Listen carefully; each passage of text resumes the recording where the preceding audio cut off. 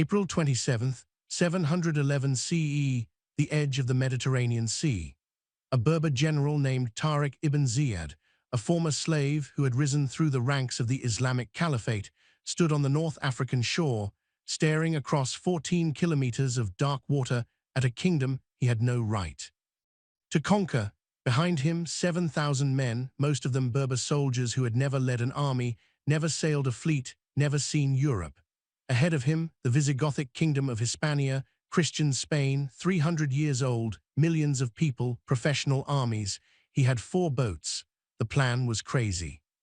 Move 7,000 men across one of the most dangerous straits in the world, land on a hostile shore, and take over a kingdom before anyone knew what was happening. No extra help, no supplies, no way back. And if the story is true, Tariq would burn those 4 boats the moment his men reached the other side. No way home, only victory or death. So how does a former slave with no ships, no royal family, and no backup conquer one of the strongest kingdoms in Europe in less than 3 years? That's the story we're telling today. But before we start, if you like history that feels real and makes you think, hit that like button and leave a comment. It really helps more people who love the past see this video. Now, let's go back to the year 711. To understand how Tariq did the impossible, you need to know what he was up against and what was already broken before he ever stepped on European land. The year is 710 CE, 1 year before the invasion.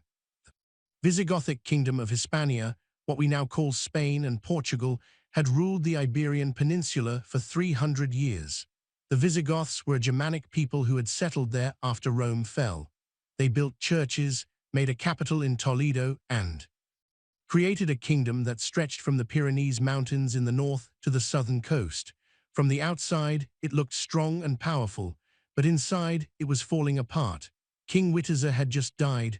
No one was sure how. Some said poison, others said he died naturally. It didn't matter. What mattered was what happened next. Witiza's sons thought the throne belonged to them. They had royal blood. They had support in the northern areas. They had the church on their side. But the Visigothic nobles in Toledo didn't care about family blood. They wanted a strong soldier, someone who could keep the kingdom together with force. So they picked Roderick, a duke from the south, a military leader who had spent years fighting Basque rebels in the mountains. Roderick took the throne. Witiza's sons said no, and just like that, the kingdom broke in two. Soldiers who once followed one king now followed two. Money stopped going to Toledo. Nobles chose sides. The church split. And in the far areas, local leaders started acting like little kings, taking whatever they wanted and ignoring orders from the capital. Meanwhile, the Jewish people who lived in many of Hispania's cities were treated very badly. They were forced to become Christians, their things were taken, whole families were moved. The Visigothic kings had made laws that said Jews were not equal. And by 710, many Jewish families were quietly hoping that any change, even a big one, might be better than this. So that was Hispania in 710. A kingdom fighting itself, led by a king half the country didn't accept, with whole groups waiting for anyone, to give them a way out. Now across the Strait of Gibraltar, that 14-kilometer strip of water separating Europe from Africa, another power was watching, the Umayyad Caliphate. In just 80 years, the Umayyads had built an empire that stretched from the Arabian Peninsula all the way across North Africa to the Atlantic Ocean. They had taken the Byzantine lands in the east. They had taken Egypt. They had pushed through the deserts of Libya and into the rich lands of Ifriqiya, modern-day Tunisia and Algeria. And now they were standing at the edge of the Mediterranean, looking north. The governor of Ifriqiya was a man named Musa ibn Nusayr. He was almost 60 years old, an experienced leader and general who had spent many years making the caliphate bigger. He was careful, patient, and very good at winning. Musa had taken the Berber kingdoms of North Africa not only with armies, but with smart plans, giving tribes a choice.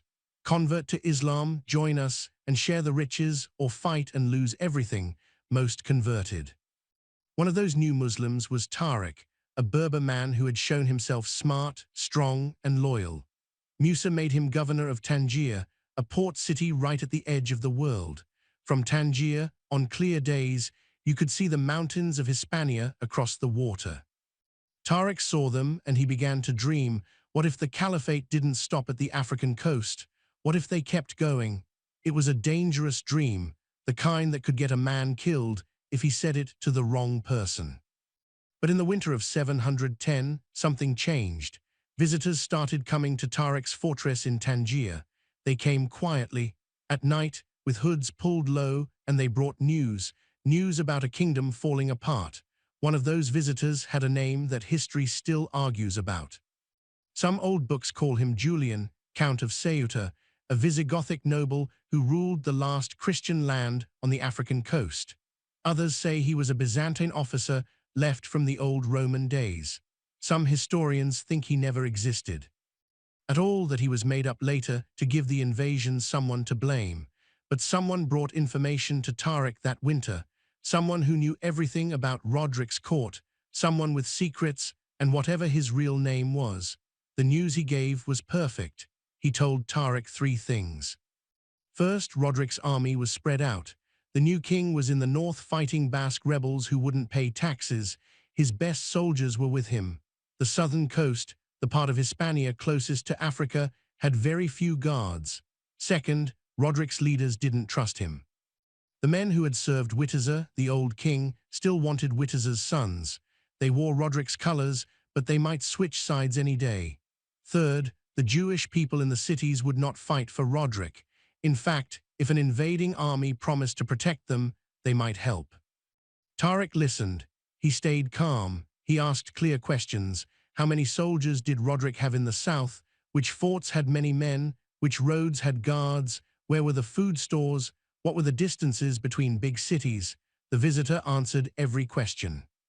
When he left, Tariq didn't act right away. He was too smart for that.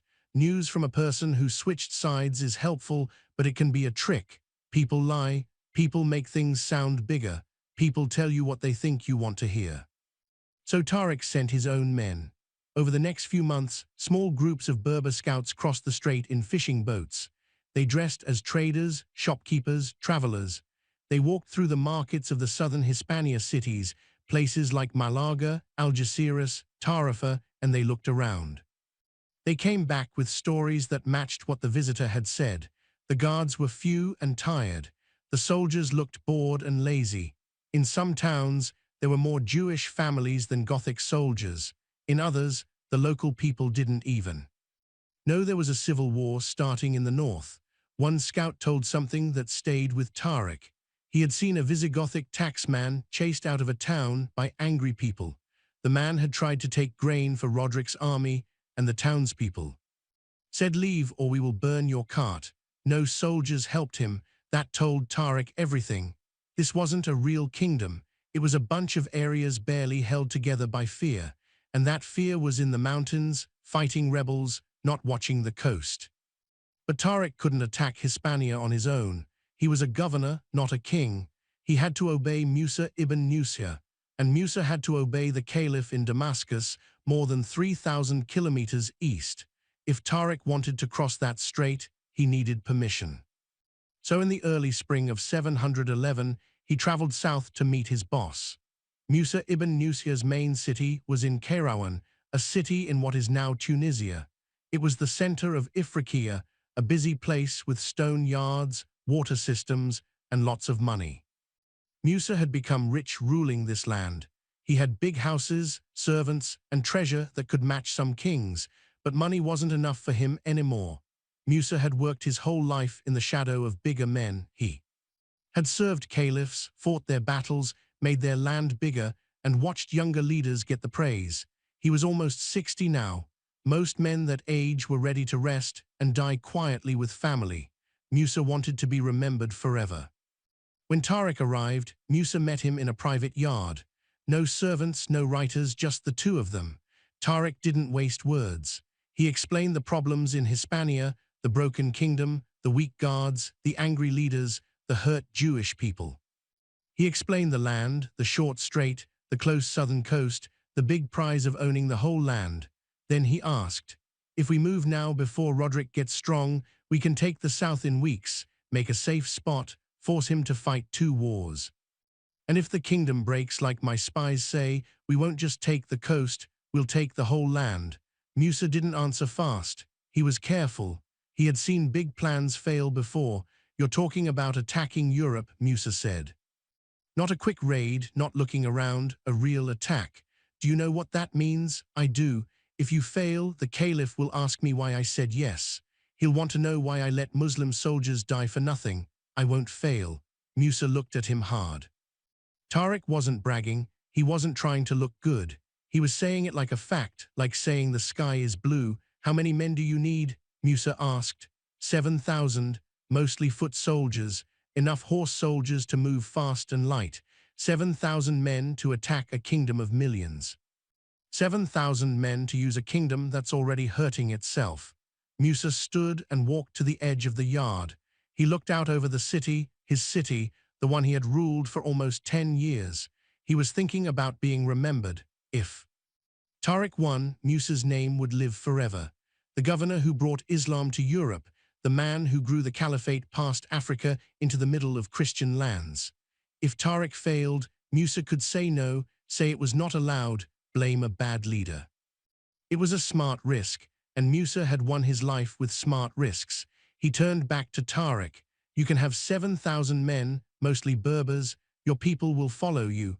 I'll give you a few Arab horse leaders to keep things in order. You'll cross the strait, take a safe spot on the coast and hold it. If things go like you say, I'll send more men. If not, you come back. Tariq nodded. But know this, Musa kept talking, his voice lower. If you cross that strait and take land in Hispania, you can't lose quietly. Either you win big or you die. Trying and failing, there is no middle. Do you agree? Tariq looked right at him. I agree. Musa gave a small smile. Then go get your men ready, Tariq. He stopped. Don't make me sorry. Tariq went back to Tangier and started building his army. 7,000 men, most of them Berbers, men from the tribes of the Atlas Mountains, the Sahara, the coastal plains. They were good fighters, but they weren't trained soldiers like the Romans or Persians. They were tribe warriors who had become Muslim in the last few years and now fought for the caliphate. Mixed in were a few hundred Arab horse soldiers, men from the Arabian Peninsula, from Syria, from the eastern lands. These were the best, the ones who wore metal shirts, rode the fastest horses, and everyone respected them. Tariq split his army into groups. He picked leaders and started training them, not fancy moves. There wasn't time for that. But the simple things, how to move fast, how to hold a line, how to fight together instead of alone. He also started getting boats. This was the hardest part. Tangier wasn't a big port. It didn't have a navy. Tariq had to take fishing boats, trading ships, anything that could carry men and things across the strait. He got 4 big ships, enough to move a few hundred men at once. It would take weeks to move the whole army across, weeks when they could be caught. If the Visigoths found out and sent even a few ships, everything would end. But Tariq had one big help. No one was looking. Roderick was still in the north. The southern guards were few and far apart, and the Visigothic navy, once strong, had become weak. After years of no money and no care, by late April 711, everything was ready. Tariq gathered his men on the beach outside Tangier. He didn't give a long talk. He didn't need to. These men knew what they were doing. We are crossing tonight, he said. Sea is behind us. The enemy is ahead. If we take land, we keep it. If we are pushed back, there's nowhere to go, so don't plan to go back. One of the younger soldiers, only 20, put up his hand. Sir, what if the boat sinks? Tariq looked at him. Then you swim. No one laughed. It wasn't a joke. That night, under a sky with no moon, the first group of soldiers climbed into the boats and left the African shore. Tariq stood at the front of the first boat, hand on the mast, eyes on the dark shape of the northern coast. 14 kilometers of black water, a kingdom of millions on the other side, and no way back. The crossing took 4 hours. 4 hours of cold wind, black water, and the sound of wood bending under the weight of armed men who couldn't swim. Tariq's boat was too full. 30 soldiers in a boat made for 20. Some sat, some stood. All of them held the sides or each other to stay steady as the boat moved in the waves. The Strait of Gibraltar is tricky. It looks small, 14 kilometers at the narrowest, but the water moves fast and wild. The Mediterranean and the Atlantic meet here, and the currents change without warning. A boat going north can suddenly go east or west by a strong pull that can flip it. Tariq had hired local fishermen to steer, men who knew these waters, who had crossed their whole lives, but even they looked scared. One of the soldiers leaned over the side and got sick. Then another. The smell of sickness mixed with salt air and sweat. No one talked. There was nothing to say. Halfway across, the wind got stronger. The boat leaned hard left. A box of supplies slid across the floor and almost fell into the water before two men grabbed it. Someone whispered a prayer in Tamazight, the Berber language. Others joined in Arabic. Tariq didn't pray, he kept his eyes on the northern shore, watching the dark mountains grow bigger little by little. By the time the first boats reached the coast, the sky was getting light. Dawn was maybe an hour away. They landed at the bottom of a huge rock that stuck out like a fort made by God. It went almost 400 meters straight up. You could see it for kilometers all around. The Greeks had called it one of the pillars of Hercules, the end of the known world. To the Phoenicians, it had been a holy place. To Tariq, it was a safe start. His men pulled the boats onto the small beach and fell down. Some kissed the ground, others just sat quietly, soaking wet, cold, and shaking. Tariq didn't let them rest long. Get up, he said. We are easy to attack here. I want guards on the high ground, scouts east and west along the coast. Everyone else, empty the boats and send them back. We have 6,000 more men to bring over. It took 3 weeks. The plan worked like this. The boats would cross at night with soldiers, then come back at dawn with the current. During the day, they'd go again with food, weapons, water, medicine, then back again, over and over. Tariq made a clear plan so the boatmen wouldn't get too tired. He also put scouts on both sides of the strait to watch for Visigothic boats. None came. The southern coast of Hispania had so few guards that Tariq's men moved freely. They looked at nearby towns, drew maps of roads, found which forts had men and which were empty. One of Tariq's officers, an Arab horse leader named Umayyad al-Rumi, came back after looking at the town of Algeciras, about 10 kilometers north. The guards, there may be 50 men, Umayyad said. They didn't even stop us. We rode right by them. I don't think they've gotten orders in months. Tariq nodded. Did they see you? Yes. And they didn't send a messenger to Toledo. No, they just watched us go. That told Tariq something big. The local leaders either didn't think an attack was real or they didn't care. Either way, it gave him time. By mid-May, the whole army, 7,000 men, was on European land. Tariq stood on the beach and looked at his army. Berber foot soldiers with spears and round shields. Arab horse soldiers, bowmen, a line of camels and mules for supplies. It wasn't a huge army compared to the great empires, but it was trained, fast, and ready. The question now was what to do with the boats. Here's where history gets tricky. Later writers, many years after, said that Tariq told his men to burn the boats the minute the last soldier landed. The story became famous. A leader so sure of winning that he took away any way back, making his men fight or die. But did it really happen? Some historians say no. Burning 4 big ships would be a waste. Tariq needed them to send letters back to Musa, to get supplies, to stay in touch with North Africa. Burning them made no sense for planning. Others say Tariq didn't have to really burn the boats to make the same point. He just needed his men to believe there was no going home. What we know for sure is this. Tariq's men knew they were alone. No more men were coming unless they took land and kept it. No rescue ships were waiting. They had come to enemy land with food for a few weeks, and after that, they'd have to take food from the land or go hungry. Whether the boats burned or not, the idea was the same. There was no going back. On the morning of May 20th, Tariq gathered his army at the bottom of the Great Rock. He climbed on a big stone so everyone could see him. The men stood in loose lines, foot soldiers in front, horse soldiers behind, supply men in the back. Tariq wasn't a great speaker. He didn't have fancy words like the Arab leaders or wild energy like a tribe chief. He was a soldier, simple and straight, but his men respected him. They had followed him this far. Now they needed to know what was next. He spoke in Arabic first, then had someone say it in Tamazight so the Berber soldiers could understand. "You're standing on European land," Tariq said, "a continent that has never been taken by Muslim armies, a land ruled by Christian kings who think their God makes them unbeatable." He stopped. "They're wrong," some of the men smiled. "We didn't cross this strait to take a few towns and go home. We crossed because this kingdom is weak, broken, fighting itself, and we're going to use that." He pointed north toward the inside of the land. "Roderick, the Visigothic king, is in the mountains right now, fighting rebels. He doesn't know we are here. His guards are spread out. His leaders don't trust each other. His people are taxed until they're starving. And his enemies inside. His own kingdom are waiting for someone to give them a reason to switch sides." Tariq let that sink in. "We're going to be that reason." He got down from the stone and walked along the front line, looking his men in the eyes. "Here's the truth," he said. "We are 7,000, they are millions. We have no ships behind us, no food lines, no extra men unless we earn them. The sea is at our backs. The enemy is ahead. You have two choices, fight and win or die here."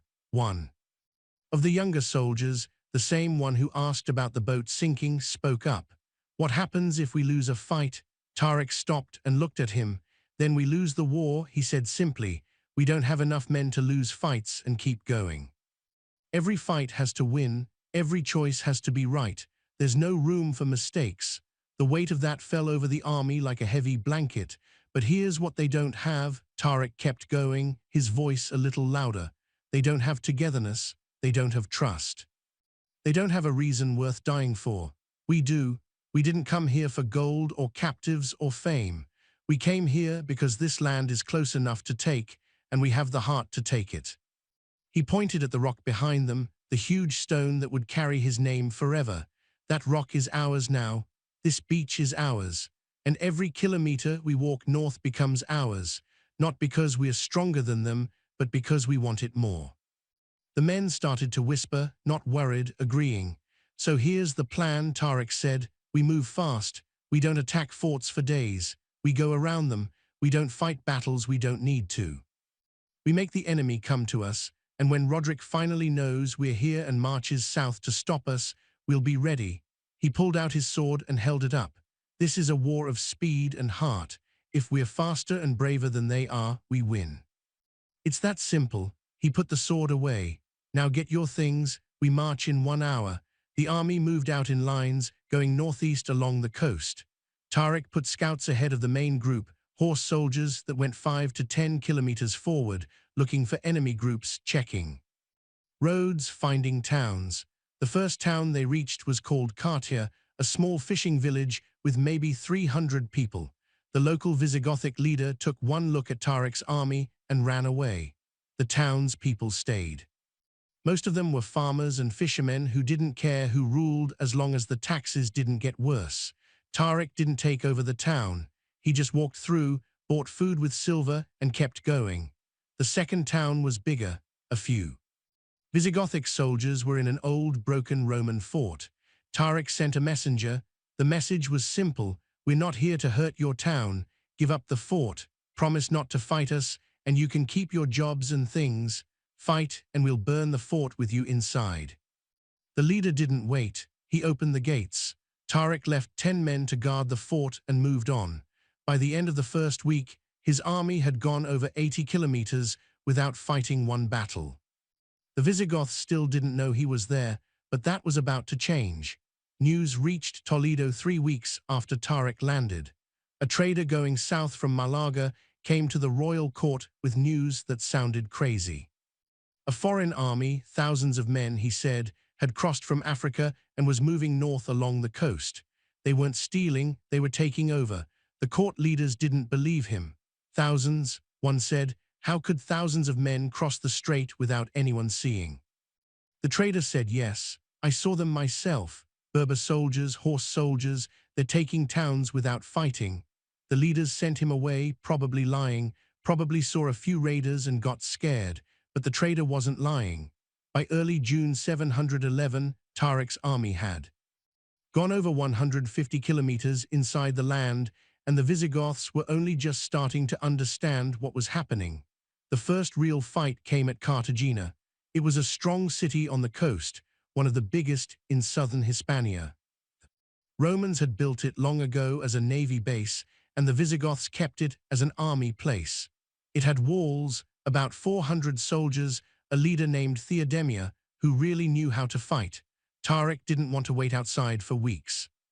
Waiting takes time, and time was the one thing he didn't have. If Roderick heard about the attack and brought the royal army, Tariq needed to be ready, not stuck outside walls waiting. So he tried something else. He sent messengers to Theodemia with a letter. "You've seen the size of my army," the letter said. "You know your guards can't stop us. I'm offering you a deal. Give up the city, promise not to fight us, and you keep your job, your land, and your money. You'll rule Cartagena like always. You'll just pay us instead of Roderick. Say no, and we'll take the city with fighting. You'll lose everything." Theodemia wasn't a dreamer. He was a smart man who knew numbers. He had 400 soldiers. Tariq had 7,000. The walls of Cartagena were good, but not good forever. And even if he held for weeks, what then? Would Roderick send help? Roderick didn't even know Tariq was there yet. Theodemia said yes to the deal. He opened the gates, gave official control of the city, and promised not to fight. In return, Tariq let him stay as leader under Muslim rule. Theodemia would collect taxes, keep peace, and run the city like before. The only change was some money now went to Tariq instead of Toledo. It was a smart move. Theodemia became the first Visigothic noble to work with the invaders, and he wouldn't be the last. Once people heard that giving up didn't mean death or losing everything, other leaders started thinking again. Why die for a king who might not win the year? But Cartagena wasn't the only reason Tariq moved so easily. There was another big reason, one that most of the later Christian stories tried to hide or forget. The Jewish people opened the gates. In almost every big city Tariq came to, the Jewish people made the same choice. The Visigoths had hurt them for years, and the Muslims promised safety. Under Visigothic rules, Jews were not equal. They couldn't have important jobs. They couldn't speak against Christians in court. Their children were taken and made Christian. Their things could be taken for no reason. And sometimes, when a king wanted to hide his own mistakes, there would be a tax on Jews. Under Islamic rules, Jews were protected people. As long as they paid a tax and didn't fight the state, they could follow their religion, own things, and run their own groups. It wasn't perfect, but it was better than before. So when Tariq's army came to the city of Asija in mid-June, the Jewish people sent men to meet him outside the walls. "The guards have about 200 soldiers," they told him. "Most of them don't want to fight. If you promise our people will be safe, we'll make sure the gates are open when you come."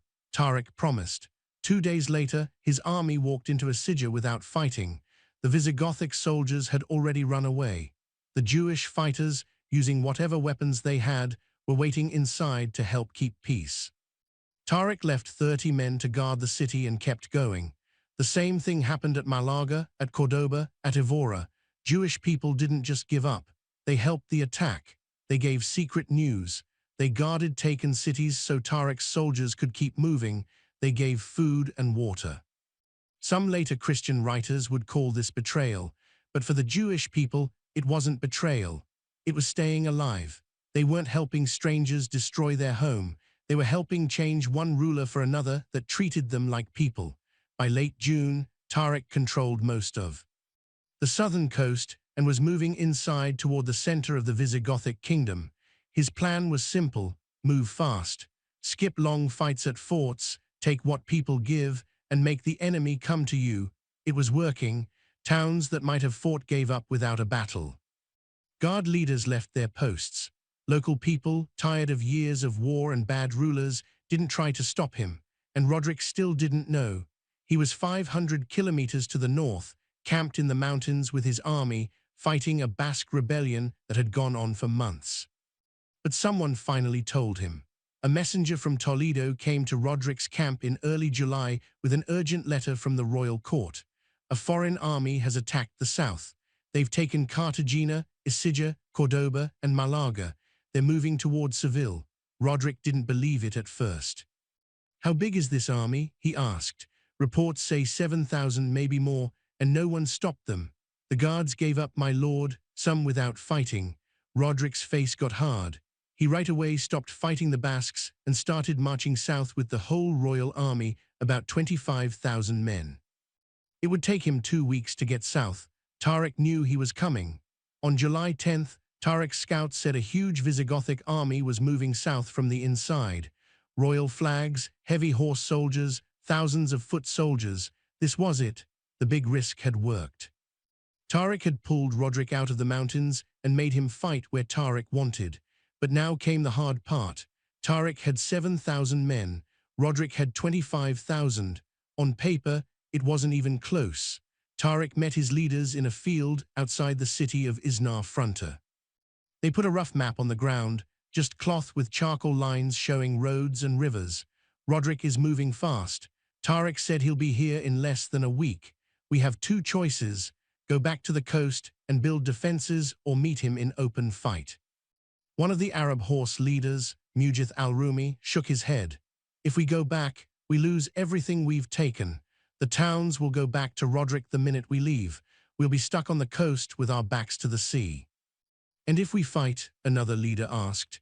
"We're outnumbered 3-1, 4-1, Umayyad fixed him. Tariq looked at the map. "Roderick has more men," he said, "but he doesn't have trust. Half his army is farmers and town people made to fight. The other half are nobles who hate each other. Some of them still want Wittaz's sons. If we can break his line, his army will fall apart." "That's a big if," someone said quietly. Tariq nodded.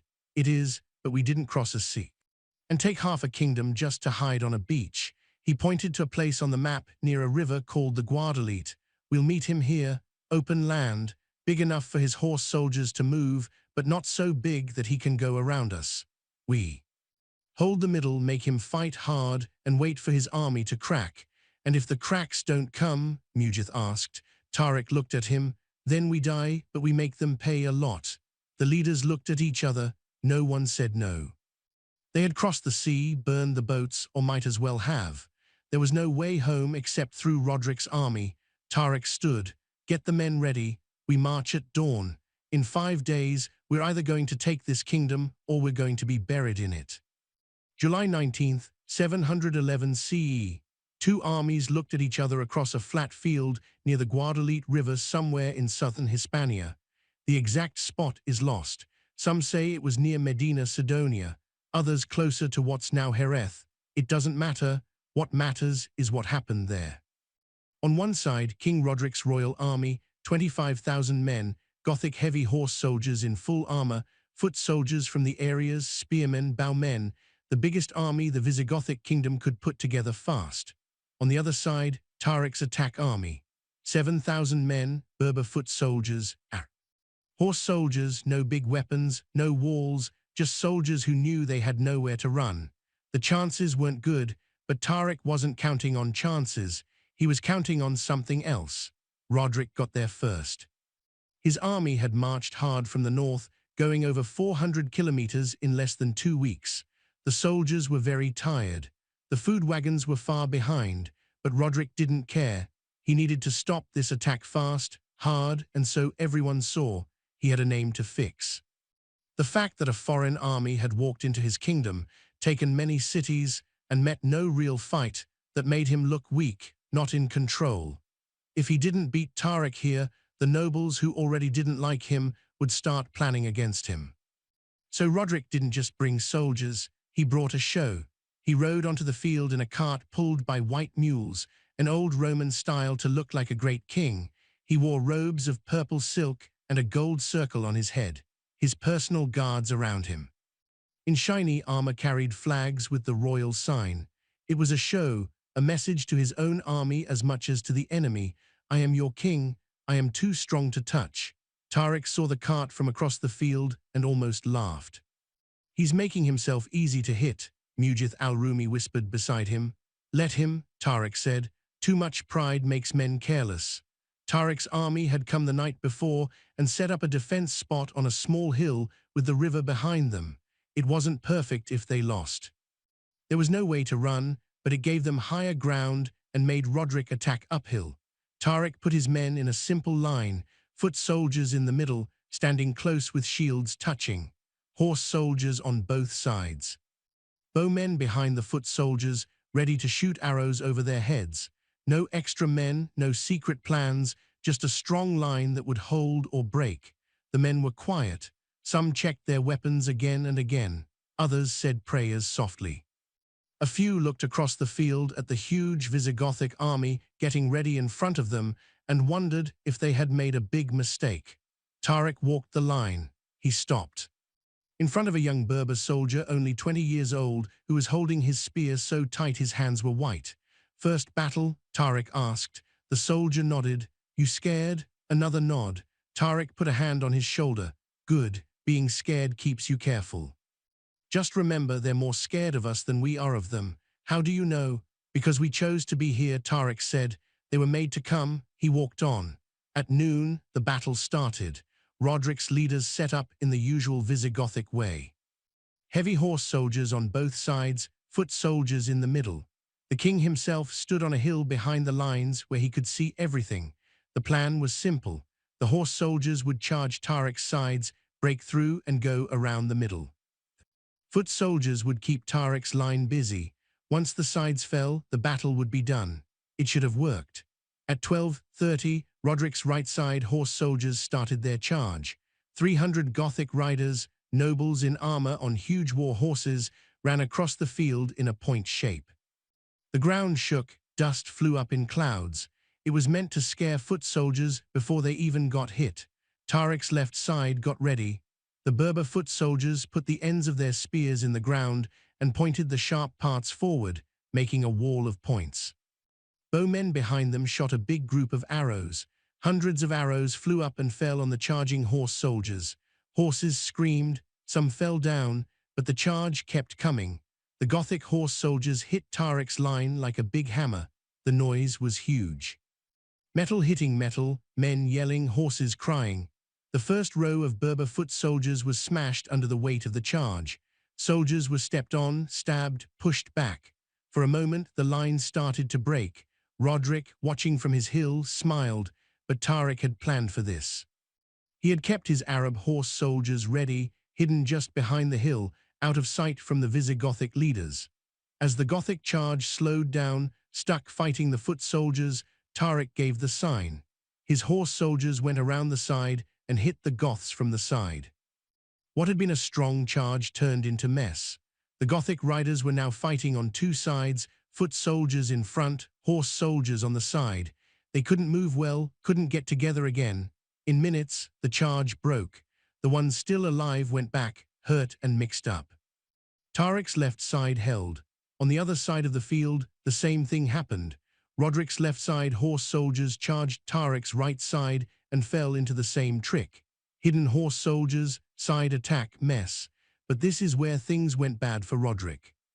Because the leaders on his left side, the ones leading the charge, didn't really want to follow him. They wanted Witter's sons. These were men who had promised to follow Roderick when he took the throne, but only because they had to. They hated him. They wanted him gone, and they had been waiting for a chance. This was it.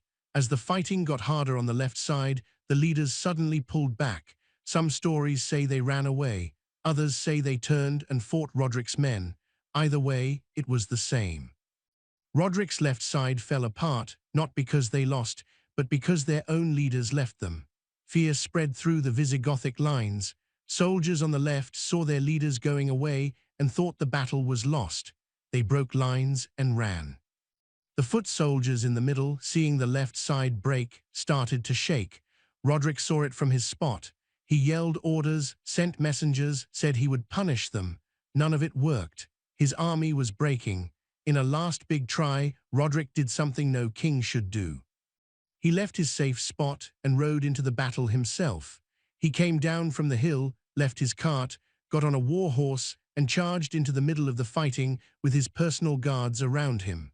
It was a last, crazy try. to make his men fight by showing himself. No one knows exactly what happened next. What we know is that Roderick was never seen alive again. Some old books say he was killed in the fighting, hit by a spear or sword, and died fast. His body lost with thousands of others. Others say he tried to run, got to the Guadalete River, and drowned trying to cross in heavy armor. A few say he got away and lived hidden, but there's no proof. The only thing found the next morning was his horse, no rider, covered in blood, walking the battlefield with an empty seat. By night, the Visigothic army was gone. The running away became total panic. Soldiers threw down their weapons and ran. Leaders left their men. Whole groups broke apart. Tariq's horse soldiers chased them for kilometers, killing anyone who couldn't run fast enough. The field was full of dead. Later, writers, both Muslim and Christian, said the dead were too many to count. Rivers of blood, one story said, so many bodies you couldn't see the ground. Today's experts think Visigothic deaths were between 10,000 and 15,000 men. Tariq's losses were big too, maybe 2,000, but he could keep going. He had risked everything on this one day, and he had won. That night, Tariq stood alone on the battlefield. His men were camped a few hundred meters away, happy, singing, yelling.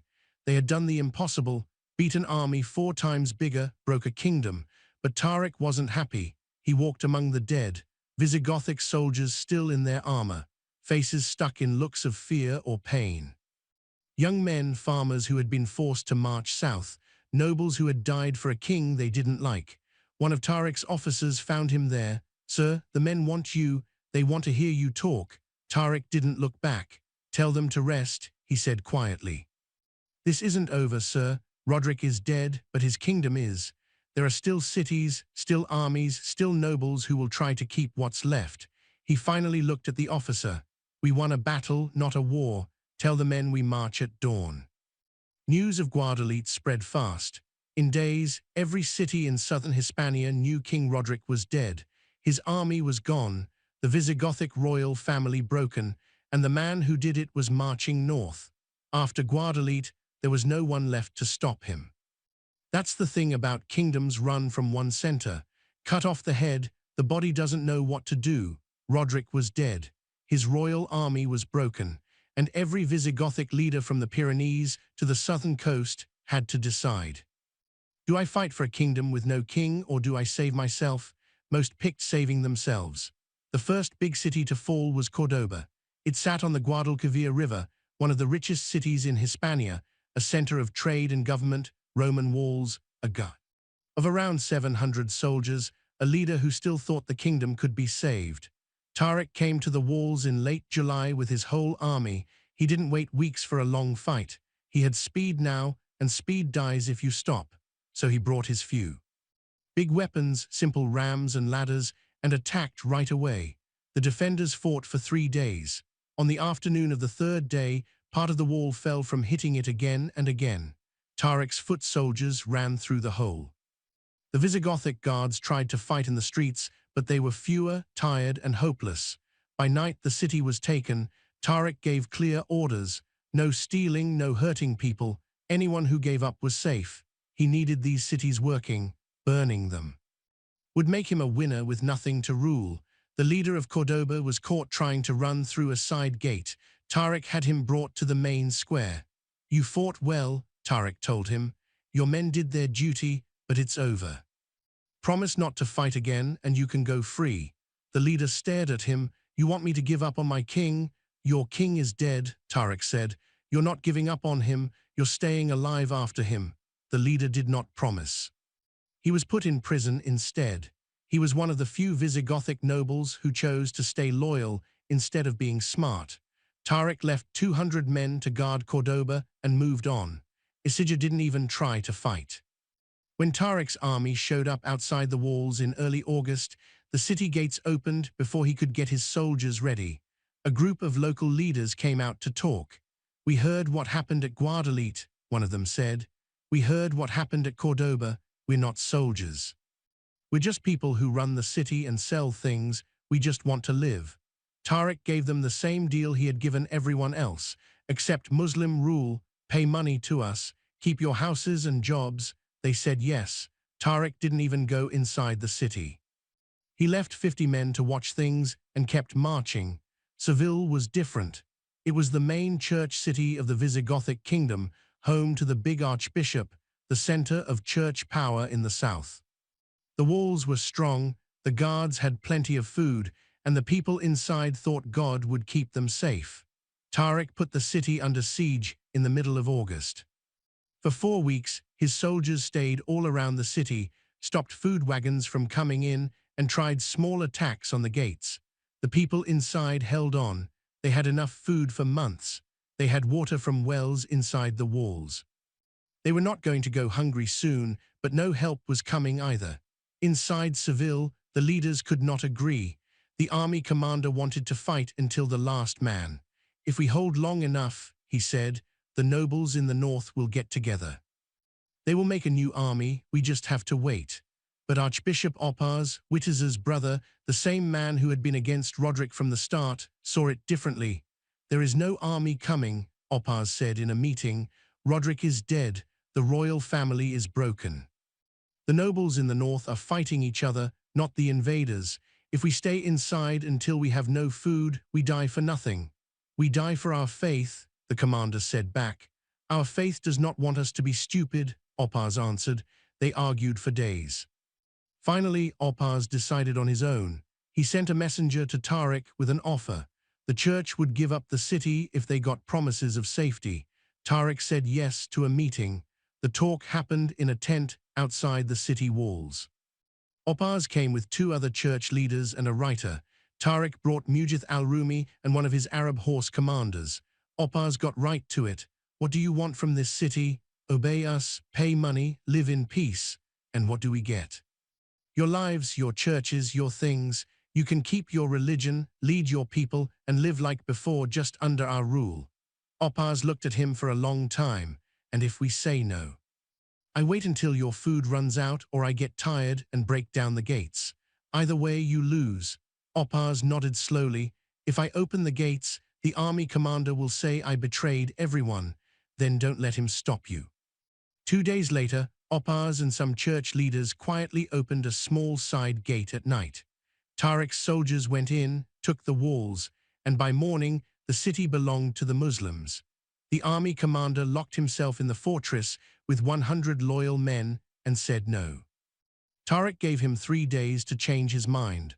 On the 3rd day, his own men gave him up so they would be safe. Seville had fallen. By September, Tariq controlled every big city in southern Hispania, but there was one place he had not taken yet. The one that mattered most, Toledo, the capital. It sat in the middle of the land, up on a hill, with the Tagus River all around 3 sides, a natural fort. It was the center of Visigothic power, where the king's money was kept, the symbol of the whole kingdom. If Tariq took Toledo, the war was over. He started marching north at the end of September with all his men. As his army went through the countryside, they passed towns and villages that had already heard the news. Some people ran to the hills. Others stayed and watched the soldiers go by, quiet and not sure what to do. No one tried to stop them. When Tariq got near Toledo in early November, he thought there would be a big fight, a last stand, guards ready to die. Instead, the gates were open. The city was empty. Tariq walked in on foot through streets with no people, closed houses, and quiet shops. The Visigothic nobles had run away. The guards had left. Even normal people had mostly gone, taking what they could carry and going north to the mountains where Muslim horse soldiers could not go easily. The royal palace stood in the middle of the city, a huge place of stone rooms, open yards, and government buildings. Tariq walked through it slowly. His boots made loud sounds on the marble floors. In the throne room, he found the king's chair, made of dark wood with gold and white pieces, covered in purple cloth. It was empty. In the money room, he found the kingdom's riches. Boxes of gold coins, silver plates, jewels, special weapons. And in a locked room under the palace, his men found something else, the Table of Solomon. It was huge, more than 3 meters long, made of pure gold and covered with green emeralds, red rubies, and white pearls. People said the Romans took it from Jerusalem long ago. The Visigoths took it when they took Rome. Now it belonged to Tariq. It did not matter if it was really from the Bible or just a fancy Visigothic thing. What mattered was what it meant. Tariq stood looking at it. Three great powers had owned this table: Rome, the Visigoths, and now the Umayyad Caliphate. One of his officers came up. "Sir, what do we do with it?" Tariq thought for a moment. Finally he said, "We send it to Damascus. Let the Caliph see what we have taken." By the end of 711, less than 8 months after Tariq landed on the southern coast, the Visigothic kingdom of Hispania was basically gone. Roderick was dead. Toledo was taken. The royal people had run away. The army was destroyed. What was left were small groups fighting in the northern mountains: Asturias, Galicia, the Basque lands. Visigothic nobles who would not give up went there where the land was too hard for Tariq's horse soldiers. They were not dangerous yet, but they were still there. In the mountains, a Visigothic noble named Pelagius was quietly bringing together what was left of the old kingdom. He did not have a big army or much money, but he had a reason to fight. 30 years later, that reason would start the Reconquista, a fight that would last 800 years. But in late 711, none of that mattered. Tariq had done what no one thought possible. He crossed the sea with 7,000 men and took a kingdom of millions in less than a year. He controlled Hispania from the southern coast to the capital. He had money, land, and a win so big it felt like a dream. And that is when things started to go wrong. Winter 711, Kairouan, North Africa. Musa ibn Nusair sat in his palace reading letter after letter from Hispania. With each one, he held the paper tighter. Tariq had taken Cordoba, Seville, Toledo. The Visigothic king was dead. The kingdom had fallen. The small attack Musa had allowed had become a full conquest. And Tariq had not asked permission for any of it. Worse, Tariq had sent letters straight to Caliph Al-Walid in Damascus, skipping Musa completely. That hurt the most. Tariq had made Musa look small. The Caliph was hearing about the great win from Tariq's messengers, not from Musa. In Damascus, people thought Tariq was the hero. Musa was just the governor who gave him a few boats. One of Musa's helpers came in. "Sir, another letter from Hispania. Tariq says he took the royal money room. He wants more people to help run the land." "I don't care what he wants," Musa cut him off. The helper stopped talking. Musa stood and walked to the window looking over the city. He was 60 years old. He had spent many years making the caliphate strong in North Africa, fighting wars, making deals, running lands. And now a Berber man he had freed and helped was going to get all the praise for the biggest win since the Prophet's time. "Get an army ready," Musa said quietly. "Sir, 18,000 men, mostly Arab soldiers. We are crossing the strait." The helper was surprised. "You are going to join the fight?" Musa turned around. His face was hard. "I am taking charge of it." Spring 712. Tariq was in Toledo when the news came. One of his scouts rode fast into the city, got off his horse, and went straight to Tariq in the royal palace. "Sir, Musa ibn Nusair has crossed the strait. He is in Hispania with 18,000 men." Tariq looked up from the map he was studying. "When?" "3 weeks ago. He landed at Algeciras and is moving north. He is taking cities we passed: Medina Sidonia, Carmona, Merida. He is about 200 kilometers south of here." Tariq did not show any feeling. He just nodded slowly. Mujith al-Rumi was standing nearby. "Is he coming to help us?" "No," Tariq said quietly. "He is coming to take my place." Musa's march north was on purpose. He did not follow the same roads as Tariq. He did not take cities Tariq already had. Instead, he made his own way, attacking forts Tariq had gone around. It was a message: "I am not following you. I am fixing what you did wrong." Merida held out for weeks. Musa himself watched the siege and brought big machines. When the city fell, he made sure the letters to Damascus said he did it, not Tariq. By the time Musa got to Toledo in June 712, he had taken many cities and made his own strong place. Tariq met him outside the city gates with soldiers to show respect. It was the first time the two men had seen each other since Tariq crossed the strait. Musa got off his horse and walked to Tariq. His face showed nothing. Tariq bowed a little to show respect to his boss. Musa did not bow back. Instead, he took a riding whip from his belt and hit Tariq hard across the face. The honor guards stopped moving. No one did anything. Tariq stepped back. Blood ran from a cut above his eye. He did not put up his hand to stop it. He did not speak. Musa stepped closer. His voice was low and angry. You went into Hispania without my okay. You took cities without telling me. You sent letters to the caliph like you were the boss. You forgot who you are. Tariq looked at him but said nothing. Musa hit him again. You are a freed slave, governor of a small port. You lead because I let you. You win because I gave you men and boats. But you act like this conquest is yours. He pushed Tariq back. It is not. It is mine. Every city, every piece of gold, every win belongs to the Caliphate.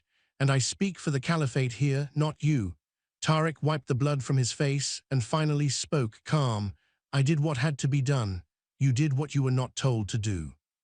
If I had waited for your okay to take Toledo, Roderick's people would have made the north strong and we would be fighting for 10 more years. I moved fast because we had the chance. You moved fast because you wanted to be famous, Musa said back. Tariq did not argue. There was no use. Musa put away his whip and turned to all the officers, his and Tariq's. From now on, I am in charge of everything in Hispania. Tariq ibn Ziyad will still serve, but under me. All plans for moving soldiers, attacks, and running the land will go through me. Do you understand? The officers nodded. Musa looked at Tariq. You will come with me for the next part. We are going northwest to lands you did not take. And you will do exactly what I say. Tariq bowed his head. Yes, sir. For the next year and a half, Musa and Tariq fought together across Hispania, but it was not equal. Musa was the boss. He took charge of every big fight. When Zaragoza fell, Musa's name went on the letter. When Tarragona gave up, Musa took the deal. When the Northwest lands said yes, Musa signed the papers. Tariq became just a helper officer. The soldiers still liked him, and he was still good in battle, but he could not decide anything on his own like before. The two men hardly talked. Musa sent letters to Damascus that said, I have taken Hispania with help from my officers, including Tariq ibn Ziyad. He did not lie, he just made himself the main person, and it worked. By the end of 713, the Umayyad Caliphate controlled almost the whole Iberian Peninsula. Only small mountain places held out. They did not matter for now. Musa had his big name in history. But someone in Damascus was watching and getting worried. Late 713, a messenger came from the east with a sealed letter from the Caliph for both Musa ibn Nusair and Tariq ibn Ziyad. Musa opened it in his headquarters in Seville with Tariq there. The letter was short. Come back to Damascus right away. Bring a full story of the conquest, the treasures you took, and some of the defeated people. The Caliph wants to see your wins himself. It sounded like a great honor to show their victory to the Caliph and get thanks. But Musa knew better. Caliph Al-Walid was dying. His brother Sulayman was getting ready to be the next Caliph, and Sulayman hated Musa. They had fought years ago over a job, and Sulayman never forgot. If Musa went back now while Al-Walid was dying, he would walk into danger. But he could not say no to the Caliph. Tariq saw Musa's face. What is it? Musa gave him the letter. Tariq read it and gave it back. We have to go home, Musa said quietly. Both of us. Is that normal? It is dangerous. Tariq did not ask more. He knew enough about powerful people to understand that big wins make enemies. When do we leave? Tariq asked. 2 months. We will collect the treasure, pick some prisoners to show, and go east. Musa stood and looked out the window. Outside, Seville was bright under the sun, a city he had taken, a land he had won. But it was not really his. It belonged to the Caliph, and the Caliph could take it away anytime. Get your things ready, Musa said without looking back. Whatever happens in Damascus, we are not coming back here. The trip from Hispania to Damascus was more than 4,000 kilometers. It took Musa and Tariq 6 months. They traveled with a long line of animals that went almost a kilometer.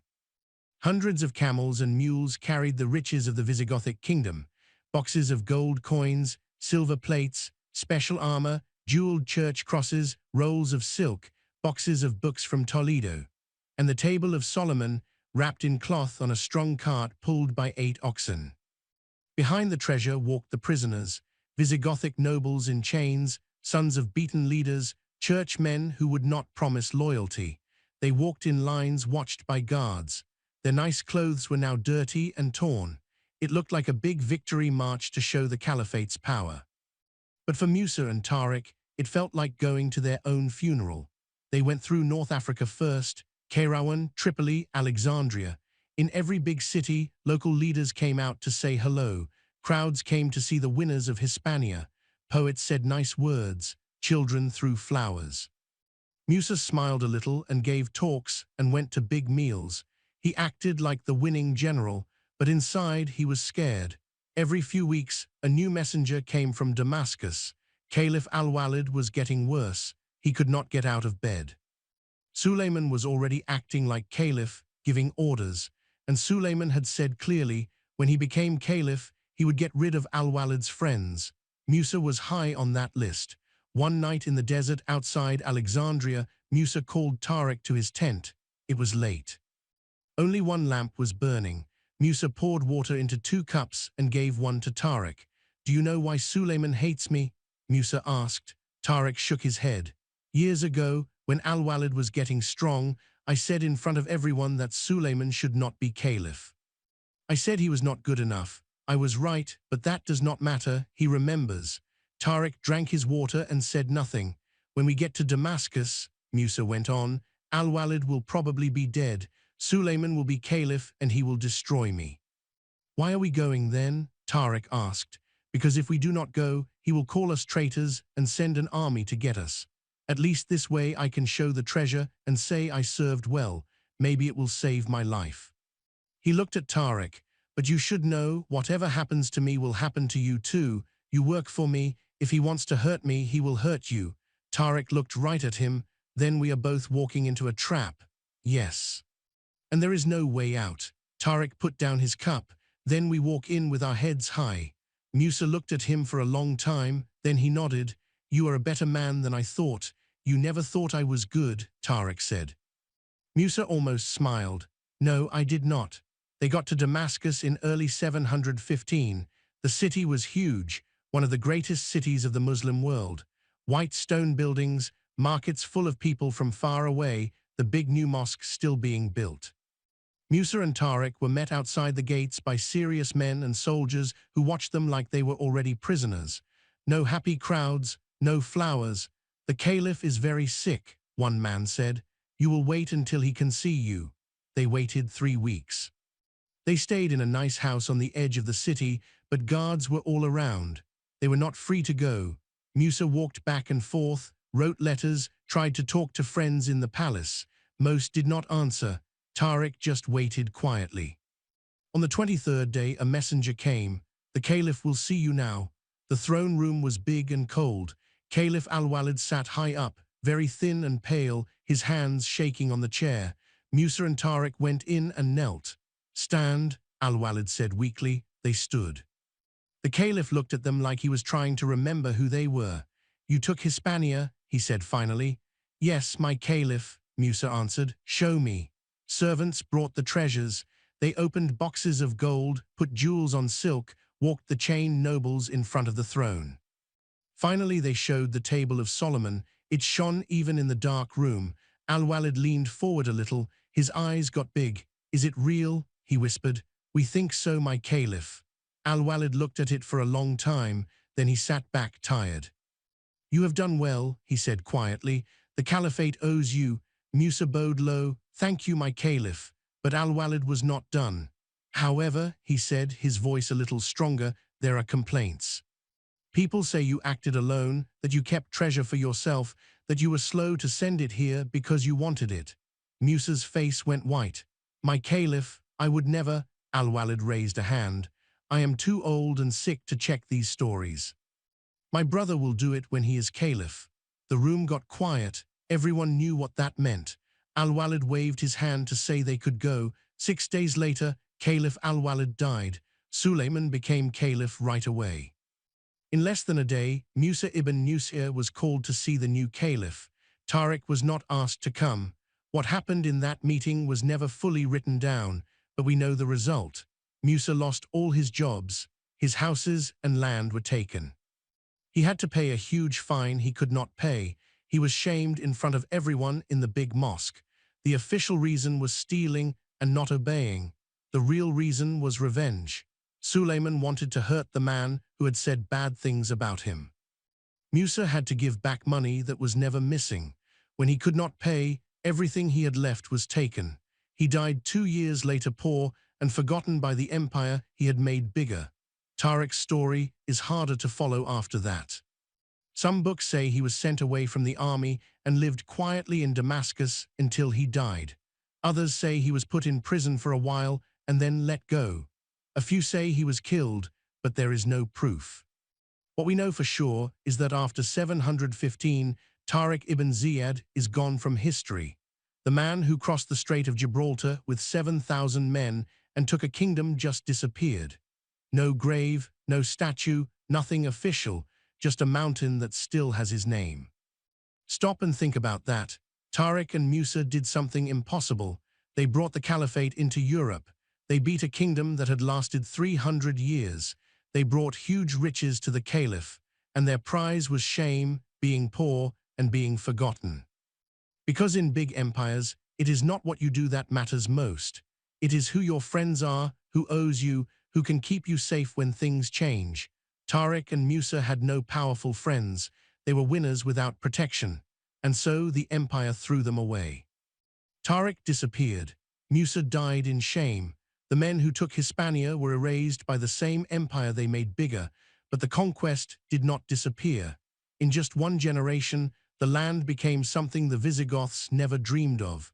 The Muslims called it Al-Andalus. And for the next 781 years, it was one of the greatest places in the whole medieval world.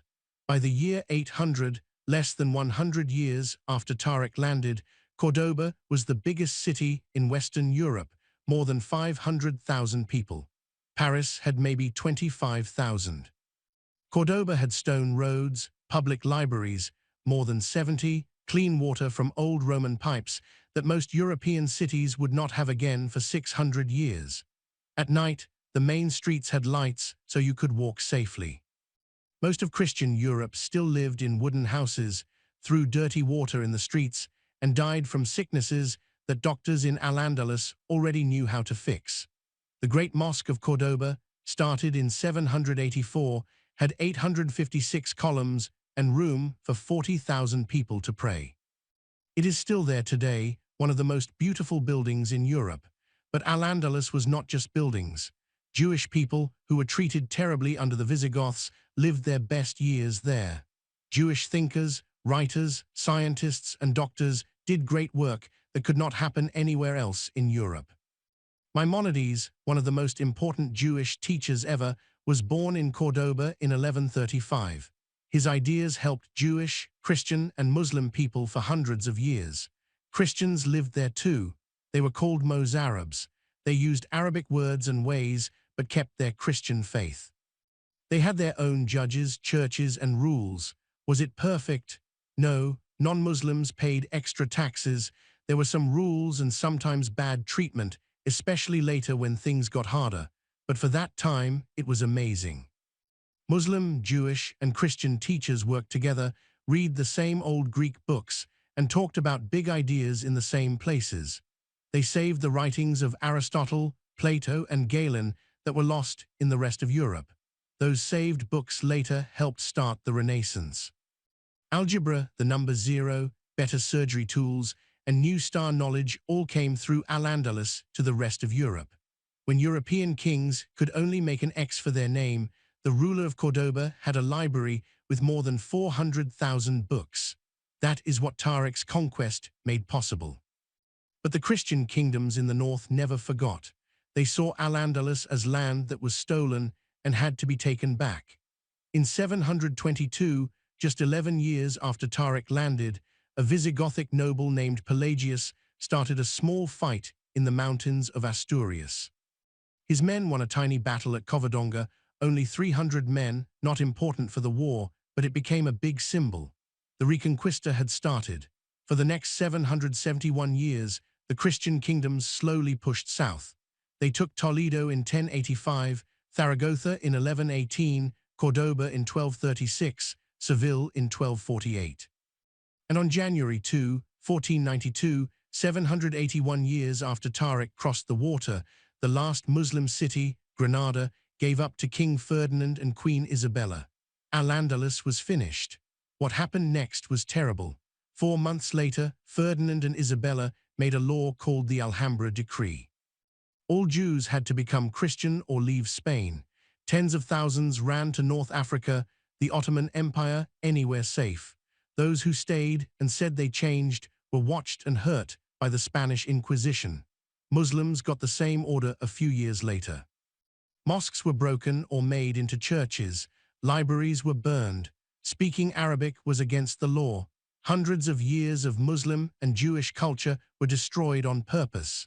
Spain became only Catholic. For the next 500 years, the story of Al-Andalus was told as a bad time, an invasion, something dirty that was finally cleaned. Only in the last few years have people started to look again at what was really lost. Here is what we know. When Al-Andalus ended, Europe lost its best places for learning. The work of sharing books stopped. Science slowed down. The living together of different religions ended. Spain sent away or killed many of its smartest and hardest-working people. Money got bad. Learning got weak. And the way Christians and Muslims saw each other became full of hate that we still feel today.